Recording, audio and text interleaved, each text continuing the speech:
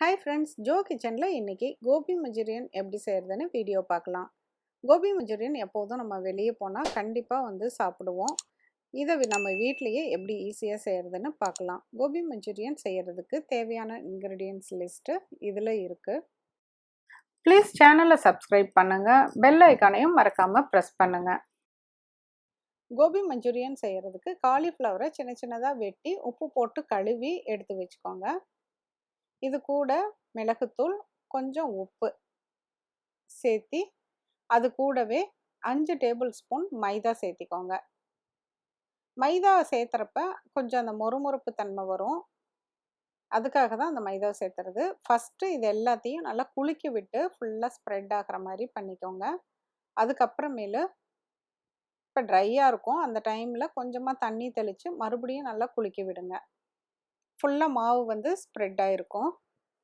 அதுக்கப்புறமேலு கார்ன்ஃப்ளவரை 3 table spoon சேர்த்துக்கோங்க. இப்போ 5 table spoon மைதா சேர்த்துனீங்கன்னா 3 table spoon cornflour சோள மாவு அதையும் சேர்த்திட்டு நல்லா கையாலேயே இப்போ கொஞ்சம் பெசரி விடுங்க. கொஞ்சமாக இதுக்கும் தண்ணி தெளித்து நல்லா பொதன்னு பஜ்ஜி மாவாட்ட போட்டிங்கன்னா ஒன்றோட ஒன்று ஒட்டி கசகசன்னு ஆயிரும்.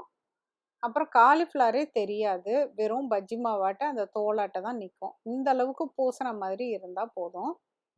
இப்போ ரெடி ஆயிடுச்சு. இதை நல்லா மூடி வச்சுட்டு ஃப்ரிட்ஜில் ஒரு 20 மினிட்ஸ் வச்சுருங்க. வச்சுட்டு இப்போ எண்ணெயில் பொரிக்க போட்டுடலாம். இப்போ நல்லா ஒவ்வொரு துண்டு துண்டாக எடுத்துட்டு தனித்தனியாக இருக்கிற மாதிரி போடுங்க. கார்ன்ஃப்ளவர் போடுறதுனால லைட்டாக ஒட்டும். பட் அது கொஞ்சம் வெந்ததுக்கு அப்புறமேலு நம்ம அந்த சட்டுவத்திலேயே வச்சு லேசாக பிரித்து விட்ட மாதிரி பண்ணிட்டீங்கன்னா தனித்தனியாக பொல பொலன்னு வந்துடும். பாருங்கள், இந்த மாதிரி தனித்தனியாக வந்துருச்சு. நல்லா வெந்து கொஞ்சம் லைட்டாக கலர் சேஞ்ச் ஆனதுக்கப்புறம் எடுத்துருங்க. காலிஃப்ளவர் சீக்கிரம் வெந்துடும், அதனால் சுடு தண்ணியில் போட்டு கொதிக்க வச்சு அதுக்கப்புறம் அந்த காலிஃப்ளவரை மேரினேட் பண்ணணும்னு தேவையில்லை, நீங்கள் அப்படியே செய்யலாம். இப்போ இதெல்லாம் பொரித்து தனியாக எடுத்து வச்சுக்கோங்க. ஒரு பெரிய பேனில் 3 டேபிள் ஸ்பூன் ஆயில் விட்டு நல்லா சுற்றியும் அந்த எண்ணெய் படுற மாதிரி ஸ்ப்ரெட் பண்ணி விட்டுக்கோங்க.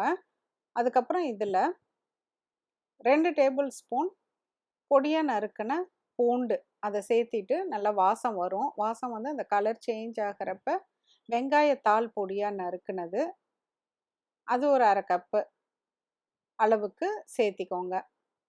வெங்காயத்தாள் இல்லைன்னா ஒரு வெங்காயத்தை கூட நீங்கள் பொடியாக நறுக்கிட்டு சேர்த்திக்கலாம். அதையும் சேர்த்தி நல்லா வதக்கி விட்டுருங்க. இந்த வாசமே கமகமன்னு வரும். 3 பொடியாக கட் பண்ண பச்சை மிளகாய், நல்லா உங்களுக்கு காரமாக வேணும்னா இன்னொரு பச்சை மிளகாய் கூட சேர்த்திக்கலாம். நல்லா டேஸ்ட்டாகவும் இருக்கும், வாசமாகவும் இருக்கும். இதெல்லாம் நல்லா வதங்கினதுக்கப்புறம் 2 tablespoon light soya sauce சேர்த்திக்கங்க. டார்க் சோயா சாஸாக இருந்தால் 1 டேபிள் ஸ்பூன் அளவுக்கு போதும். கொஞ்சமாக தண்ணி எக்ஸ்ட்ரா சேர்த்திக்கோங்க. இது கூட நம்ம இப்போ கெச்சப் டொமேட்டோ கெச்சப் இல்லாட்டி சாஸ் இருந்தாலும் சரி, இல்லை அதுவும் இல்லாமல் சில்லி சாஸ் தான் இருக்குது அப்படின்னாலும் சரி, எது வேணால் ஊற்றிக்கலாம். பெருசாக டேஸ்ட்டு அதில் சேஞ்ச் ஆகாது. இதையும் சேர்த்திட்டு நல்லா மிக்ஸ் பண்ணி விட்டுக்குங்க. பாருங்கள், கலரே இப்போ நல்லா அழகான ஒரு ரெட் கலர் வந்துருச்சு. 2 டீஸ்பூன் கார்ன்ஃப்ளவர் மாவு, சோள மாவை ஒரு சின்ன கப்பு தண்ணியில் மிக்ஸ் பண்ணிவிட்டு இப்போ இதில் சேர்க்க போகிறோம். அப்போ தான் அந்த ஒரு கொலன்னு ஒரு ஷைனிங்காக ஒரு பதம் வரும்ல, அந்த கிளேஸ் லுக்கு கொடுக்கறதுக்காக இது வரும். இதுதான் ரொம்ப மெயினாக அந்த ஃபைனல் டச்சுக்கு. கொஞ்சம் கொஞ்சமாக சேர்த்திக்கங்க, ஃபுல்லாக எல்லாத்தையும் போட வேண்டாம். இப்போ கொஞ்சம் திக்காக இருந்ததுன்னா கொஞ்சமாக தண்ணி சேர்த்திக்கோங்க.